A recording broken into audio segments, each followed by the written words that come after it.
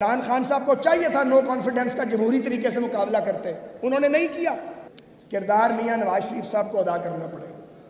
میرے وہ قائد ہیں، ان سے روح اور دل کا رشتہ ہے، ایسا رشتہ ہے جو الفاظ میں ہم بیان نہیں کر سکتے۔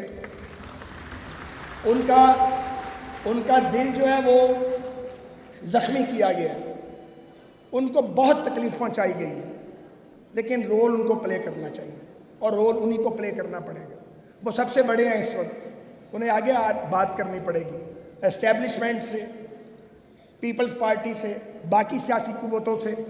وہ کریڈیبل لیڈر ہیں تاکہ پاکستان آگے بڑھ سکے، تاکہ یہ تناؤ کم ہو، تاکہ میں یہ کہنا چاہتا ہوں، پاکستان کے لوگوں کا ووٹ کی طاقت پر اعتماد بار بار مجروح ہو رہا ہے، اسے مجروح ہونے سے بچایا جائے۔ ہم پہلے پی ٹی آئی کو سمجھاتے تھے، انہیں سمجھ نہیں آتی تھی، وہ ہمیں رگڑا لگانے پہ تلے ہوئے تھے۔ آپ تقاریر اٹھا لیں، ہر تقریر میں ان کو کہتا تھا یہ کمبل، تم کمبل کو چھوڑو گے، کمبل نہیں چھوڑے گا تمہیں۔ انہیں سمجھ ہی نہیں آتی تھی، وہ ماننے سننے کے لیے تیار ہی نہیں تھے۔ انہوں نے کہا نہیں، اپنے مخالفین کو رگڑا دو، ان کے سر قلم کرو، ان کو سزائیں دو، ان پر ہیروئن ڈال دو، ان کو کرپشن کے جھوٹے مقدمات میں رکھے دو، نواز شریف کو نہ ملنے دو ان کی اہلیہ سے، ان کی بیٹی کو ان کی موجودگی میں گرفتار کر کے مینٹل ٹارچر کرو، شہباز شریف کو رگڑا دو، ہماری ساری پارٹی کو رگڑا لگا۔ ہم انہیں کہتے تھے یہ رگڑا ایک دن ختم ہوگا، پھر آپ کی باری آئے گی۔ بدقسمتی سے ان کی باری آ گئی۔ مجھ جیسے لوگ اس باری پہ کوئی خوش نہیں ہے۔ جب کسی کو سزا ہوتی ہے رائٹلی رانگلی، مجھے کوئی خوشی نہیں ہوتی۔ ہم نے کبھی بغلیں نہیں بجائیں، مگر میں ان لوگوں پہ حیران ہوتا ہوں جو پچھلے دور میں ہماری سزاؤں اور ہماری گرفتاریوں کے اعلان کرتے تھے، بغلے بجاتے تھے۔ آج وہ جن کے ساتھ تھے ان کی گرفتاریوں اور سزاؤں پہ بغلے بجاتے ہیں۔ ان سے زیادہ بے حیا کوئی سروے زمین پر پیدا ہی نہیں ہوا، مگر وہ ہیں، کیونکہ وہ سروس کرنے کے لیے وہ لوگ پیدا ہوئے ہیں۔ ان کی زیرو برتھ ہے، وہ خود کھڑے ہو جائیں بلدیاتی الیکشن جیت نہیں سکتے۔ انہیں ایوانوں میں پہنچا دیا جاتا ہے، کوئی گورنر بن جاتا ہے، کوئی سینیٹر بن جاتا ہے، کوئی نیشنل اسمبلی میں چلا جاتا ہے۔ یار یہ کوئی طریقہ ہے؟ رگڑے لگائے جاتے ہیں، پھر برداشت بھی کیا جاتا ہے۔ ہم نے پیپلز پارٹی کو برداشت نہیں کیا، ہمارے والد کے قاتلوں کو ہمارے ساتھ بٹھایا گیا، ہم نے برداشت کیا، ان کے ساتھ ہنس کے ملے پاکستان کی خاطر۔ تو ہمیں باقی لوگوں سے بھی بات کرنی پڑے گی، یہ بات کیے بغیر راستہ نہیں بنے گا، بات کرنی پڑے گی۔ آج کریں یا کل کریں یا پرسوں، بات کریں گے تو مسئلہ حل ہوگا۔ جو قوتیں آئین پہ یقین رکھتی ہیں، جو پاکستان کے پرچم کو مانتی ہیں، انہیں بیٹھنا پڑے گا۔ زیادتیاں تو بہت ہوئی ہیں، ریاستی اداروں پہ حملے کیے گئے، 9 مئی ڈیلیبریٹلی کیا گیا، کوئی سازش نہیں تھی۔ 9 مئی ڈیلیبریٹلی کیا گیا۔ اس سے پہلے جب ہم نے نو کانفیڈنس کیا، عمران خان صاحب کو چاہیے تھا نو کانفیڈنس کا جمہوری طریقے سے مقابلہ کرتے، انہوں نے نہیں کیا۔ انہوں نے آئین کی وائلیشن کی اور نو کانفیڈنس اڑا کے رکھ دی۔ ان کی اپنی غلطیاں بہت ہیں۔ 2 بار میں گواہی دیتا ہوں، 2 بار ہم انتخابات کی طرف گئے۔ ایک بار تب جب شاہ محمود قریشی صاحب اور ڈار صاحب کے پارلیز ہوئے، میں اس کا گواہ ہوں۔ سب کچھ طے ہو گیا تھا، سب کچھ سیٹل ہو گیا تھا، لیکن خان صاحب نہیں مانے۔ اور اس کے بعد دوسری مرتبہ جب بڑے میاں صاحب نے شہباز صاحب کو اور ہمیں لندن بلایا اور کہا یہ گورنمنٹ چھوڑ دیں آپ، ابھی 20 دن ہوئے تھے، انہوں نے کہا مہنگائی کی لہر آئے گی، جنہوں نے کیا وہ بھگتیں، میں کیوں بھگتوں؟ ٹھیک کہہ رہے تھے۔ فیصلہ ہو گیا۔ شہباز صاحب انتظار کر رہے تھے بڑے میاں صاحب کے سگنل کا، زرداری صاحب اور مولانا فضل الرحمان صاحب نہیں مان رہے تھے، ان کو منانے میں 15-20 دن لگ گئے۔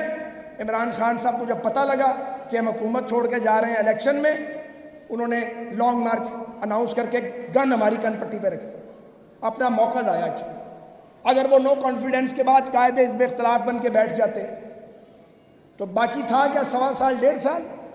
نہ 9 مئی ہوتا، نہ آج وہ جیل میں ہوتے، اور نہ ہمیں یہ اتنی کشمکش کرنی پڑتی۔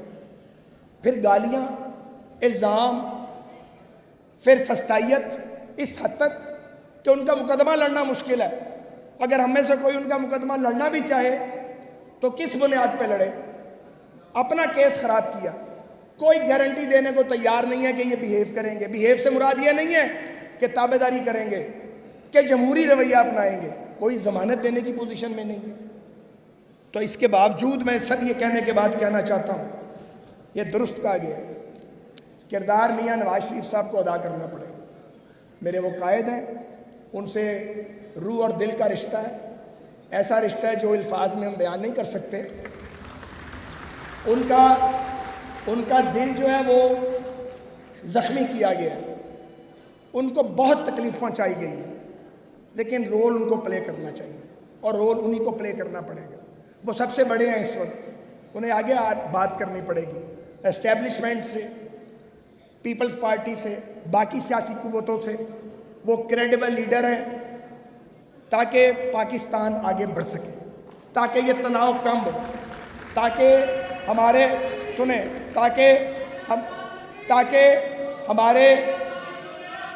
ایک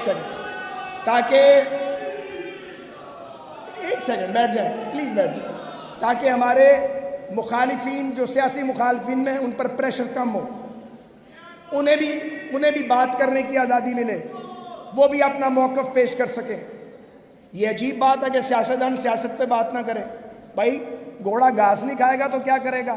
سیاستدان تو سیاست پہ بات کرے گا.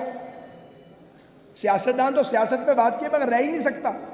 اس کی بات کو سننا پڑے گا، اچھی لگے یا بری لگے. مخالفانہ باتیں سنیں گے تو راستہ نکلے گا. میں یہ سمجھتا ہوں، اور میری سوچ کے حامل ہزاروں لوگ، لاکھوں لوگ یہ سمجھتے ہیں کہ پاکستان کو ایک نئے پولیٹیکل کانٹریکٹ کی ضرورت ہے، ایک نیا سیاسی معاہدہ. شاید ہم نیا آئین نہ بنا سکیں، لیکن اس آئین میں رہتے ہوئے، اس کے پریویو میں رہتے ہوئے ایک پولیٹیکل کانٹریکٹ چاہیے. ایک نیا میثاق جمہوریت، ایک نیا میثاق معیشت، جس کی بات شہباز شریف صاحب نے کی تھی اور ان کا مذاق اڑایا گیا تھا. وہ آج بھی اتنی ویلڈ بات ہے. میثاق معیشت بھی چاہیے، میثاق جمہوریت بھی چاہیے. اور جب سیاستدان بات کریں گے تو ریاستی اداروں سے ہم توقع کرتے ہیں، وہ اسٹیبلشمنٹ ہو یا عدلیہ، کہ وہ اس پروسیس کی حمایت کریں، اس کو سپورٹ کریں، تاکہ پاکستان ایک طاقتور ملک بنے. ایک نیوکلیئر پاکستان، معاشی دباؤ میں اور قرضوں کے بوجھ تلے دبا ہوا نیوکلیئر پاکستان سروائیو تبھی کرے گا اگر یہاں پہ ہارمنی پیدا ہوگی، اگر ہم ایک دوسرے سے بات کریں گے. جب آپ جنگ لڑتے ہیں دو ملک تو ان کے بھی ڈی جی ایم اوز ایک دوسرے کے ساتھ گفتگو کرتے ہیں. تو ہم ایک دوسرے کے دشمن نہیں ہیں، ہم ایک دوسرے سے بات کرنی ہے.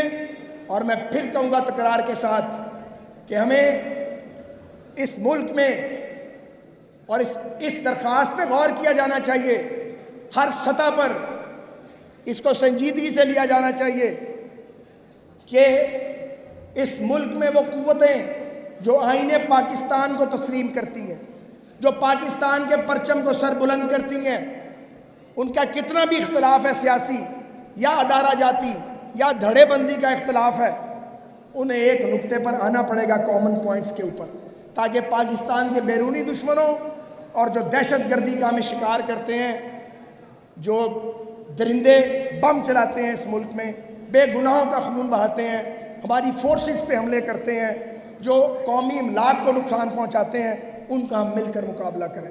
پاکستان پریشر میں ہے، ریاست دباؤ کے اندر ہے. یہ ہمیں نہ بتایا جائے کہ ریاست دباؤ میں نہیں ہے. ہم زیادہ جانتے ہیں، ساری زندگی پالیٹکس کی ہے، لوگوں کی پلس پہ ہمارا ہاتھ ہوتا ہے، سیاسی کارکنوں کا. ریاست کو اگر دباؤ سے نکالنا ہے تو پھر آئین پاکستان کو ماننے والوں کو ایک ایجنڈے پر آنا پڑے گا. وہ میثاق معیشت کا ایجنڈا بھی ہوگا، وہ میثاق جمہوریت کا ایجنڈا بھی ہوگا. تب پاکستان سپر سونک سپیڈ کے ساتھ آگے جائے گا.